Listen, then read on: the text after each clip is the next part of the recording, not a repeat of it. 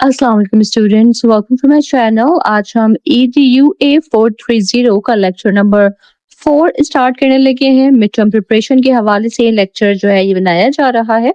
आज के इस लेक्चर में हम टॉपिक नंबर 16 से लेके टॉपिक नंबर 19 तक कवर करेंगे।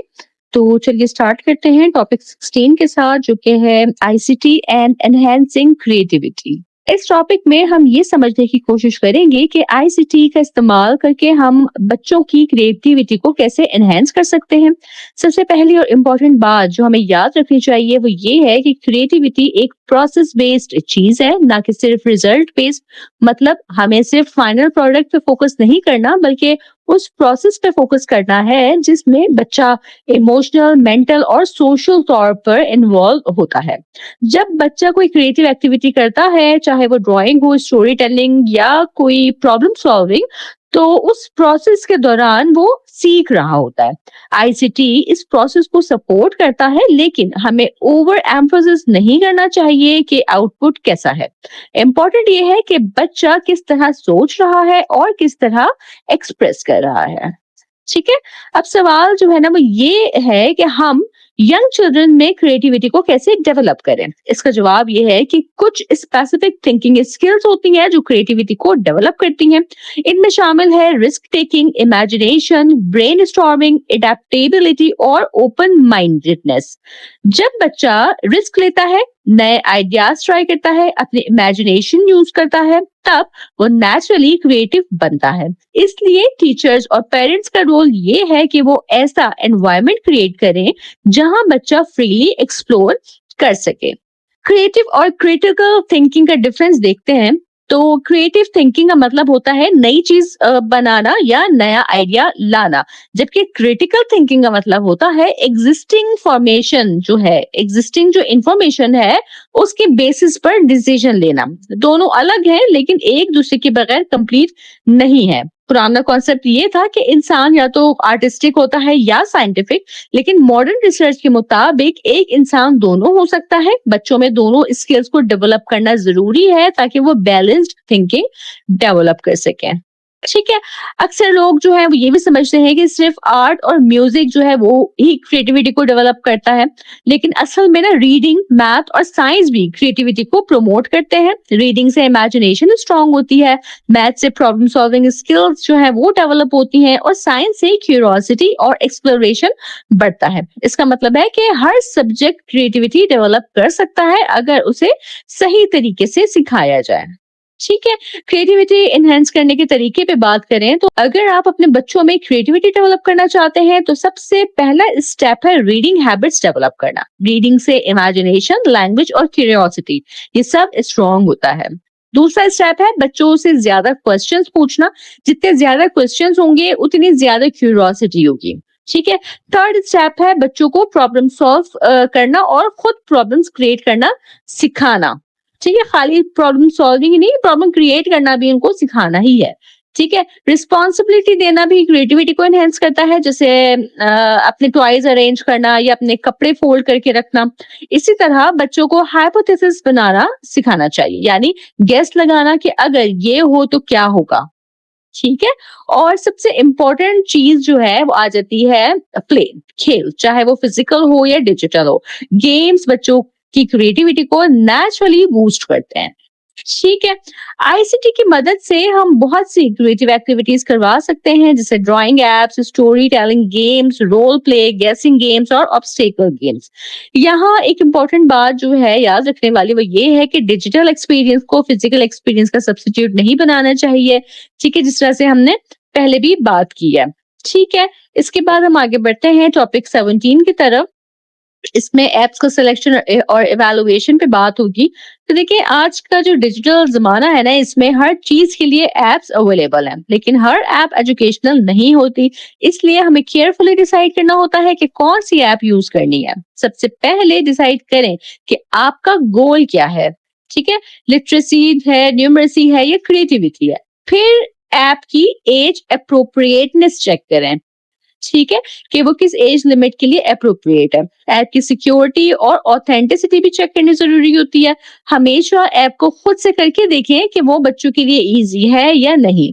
रिव्यूज और प्रीव्यूज भी चेक करें किसी भी ऐप को आप जब इंस्टॉल करने लगे उससे पहले। ठीक है।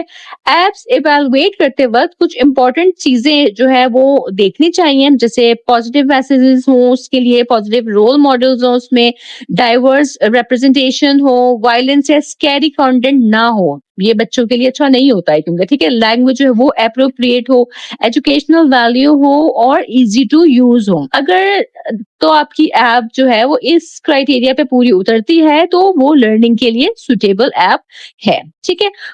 एप्स फॉर किड्स क्रिएटिव और क्रिटिकल लर्निंग की बात की जाए तो देखिए, हमारे पास आज जो है ना वो बहुत सी एजुकेशनल एप्स अवेलेबल हैं जो बच्चों की लर्निंग को इंटरेस्टिंग और एंगेजिंग बनाती हैं।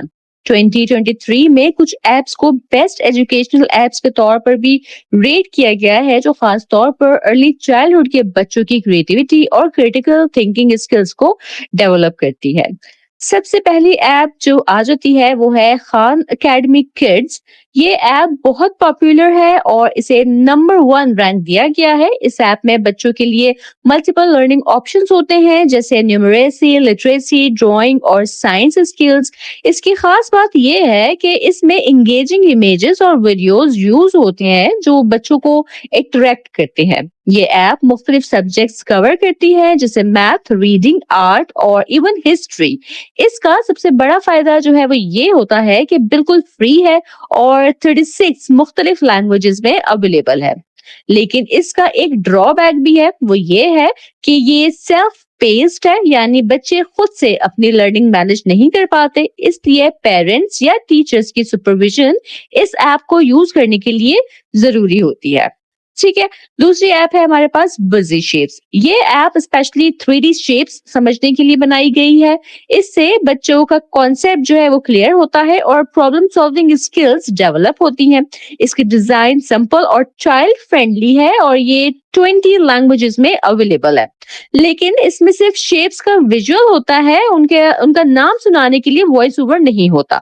और कुछ यूजर्स ने ये भी रिपोर्ट किया है कि कभी-कभी ऐप जो है वो हैंग हो जाती है। यहाँ एक इम्पॉर्टेंट बात याद रखनी है कि डिजिटल ऐप सिर्फ कॉन्सेप्ट क्लियर करती हैं, लेकिन रियल लाइफ में शेप्स को टच करना और फील करना ज्यादा इफेक्टिव होता है, इसलिए फिजिकल एक्टिविटीज को रिप्लेस नहीं करना चाहिए, जैसे कि ये बात मैं पहले भी आपको बता चुकी हूँ। ठीक है। तीसरी ऐप जो आ जाती है हमारे पास वो है Daniel tigers day and night. ये ऐप बच्चों को डेली रूटीन सिखाने के लिए यूज होती है, जैसे सुबह उठना, ब्रश करना, दिन और रात की एक्टिविटीज का फर्क समझना। इसमें 8 गेम्स और सिंग अलोंग सॉन्ग होते हैं जो बच्चों की रीडिंग, लिसनिंग और थिंकिंग स्किल्स को इम्प्रूव करते हैं। ये ऐप क्रिएटिविटी भी डेवलप करती है क्योंकि बच्चे अपने रूटीन को खुद एडजस्ट कर सकते हैं, लेकिन इसका ड्रॉबैक ये है कि ये पेड ऐप है। ठीक है। फोर्थ ऐप हमारे पास है the monster at the end of this book. ये ऐप स्टोरी टेलिंग और कम्युनिकेशन पर फोकस करती है। इसमें एक मॉन्स्टर होता है जो बच्चों को पेज टर्न करने से रोकता है, जिससे उनकी क्यूरियोसिटी बढ़ती है। बच्चे इस प्रोसेस में फियर, एक्साइटमेंट और सरप्राइज जैसे इमोशंस फील करते हैं। ये ऐप पेरेंट्स को भी मौका देती है कि वो अपने बच्चों से बात करें और उनकी फीलिंग्स को समझें। इसकी खास बात ये है कि ये इंटरैक्टिव है और बच्चों को एंगेज रखती है, लेकिन ये फ्री नहीं है। ठीक है। इसका ये ड्रॉबैक है। इन एप्स के अलावा और भी बहुत सी टॉप रेटेड एप्स हैं जो अर्ली लर्निंग के लिए यूजफुल हैं, जैसे PBS kids games, Crayola create and play, ABC mouse, reading eggs, doodle maths, Toca hair salon और कोडिंग गेम्स फॉर किड्स वगैरह। ये तमाम एप्स बच्चों की लर्निंग को फन और इंटरैक्टिव बनाती हैं। ठीक है। आखिरी और सबसे इंपॉर्टेंट बात जो है वो यहाँ ये है कि आप इन एप्स को ब्लाइंडली यूज ना करें।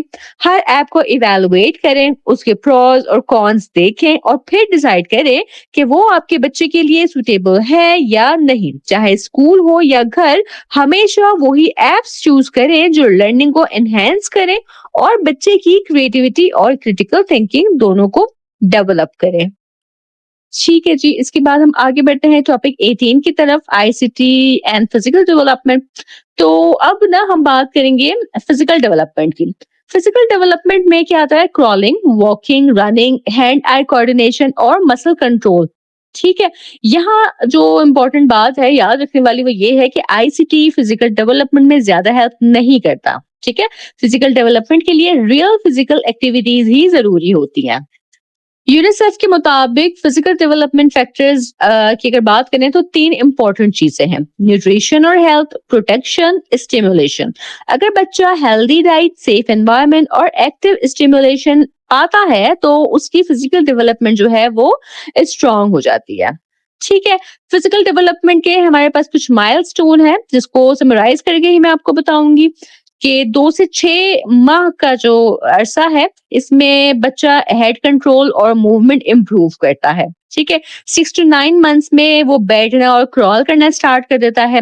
1 टू 2 इयर्स में वॉकिंग और बेसिक इंडिपेंडेंस जो है बच्चे की स्टार्ट हो जाती है। ठीक है, 3 से 4 साल का बच्चा जो है वो running, climbing, drawing, basic shapes पहचाना, ये चीजें करना शुरू कर देता है। 4 टू 5 इयर्स का जब बच्चा हो जाता है तो जंपिंग करने लगता है, खुद से ड्रेस पहनने लगता है, सेल्फ केयर यानी कि कह लें कि वो स्टार्ट कर देता है। 6 टू 7 इयर्स में उसका कोऑर्डिनेशन इंप्रूव होता है। 7 टू 8 इयर्स में फाइन और ग्रॉस मोटर स्किल्स जो है वो फुल्ली डेवलप होने लगती हैं। ठीक है, ये फिजिकल डेवलपमेंट के कुछ माइलस्टोन्स थे। ये हम पिछले लेसन्स में भी पढ़ चुके हैं और इससे पहले के सेमेस्टर्स में भी हमने बहुत डिटेल में ये पढ़े ही हैं। तो इसी वजह से मैंने आपको काफी समराइज करके यहाँ बता दिया है ताकि आपको एग्जाम पॉइंट ऑफ व्यू से ये बात याद रहे। ठीक है जी, इसके बाद आगे बढ़ते हैं टॉपिक नंबर 19 की तरफ। आईसीटी का ओवर यूज और फिजिकल इफेक्ट पे बात करेंगे।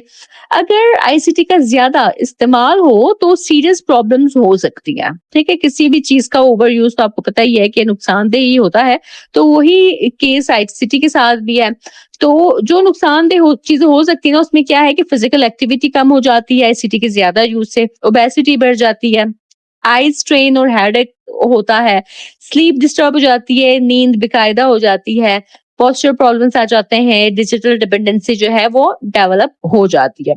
इसलिए आईसीटी को बैलेंस्ड वे में ही यूज करना जो है वो बहुत जरूरी होता है। ठीक है, तो अगर मैं इस लेक्चर को थोड़ा समराइज कर दूं या फाइनल कंक्लूजन आपको दूं इस लेक्चर के लिए, तो देखिए इस लेक्चर का मेन मैसेज ये है कि आईसीटी जो है वो एक पावरफुल टूल तो है, लेकिन इसका यूज बैलेंस के साथ होना चाहिए। क्रिएटिविटी और कॉग्निटिव स्किल्स के लिए आईसीटी बहुत हेल्पफुल है, लेकिन फिजिकल डेवलपमेंट के लिए रियल वर्ल्ड एक्टिविटीज ही जरूरी होती है। अगर हम आईसीटी को सपोर्ट टूल के तौर पर यूज करें, ना कि रिप्लेसमेंट के तौर पर, तो हम बच्चों की ओवरऑल डेवलपमेंट को अच्छे तरीके से एनहेंस कर सकते हैं। ठीक है जी, इसके साथ ही हमारे ये लेक्चर जो है वो यहीं मुकम्मल होता है। मुझे उम्मीद है कि आपको अच्छे से समझ आया होगा।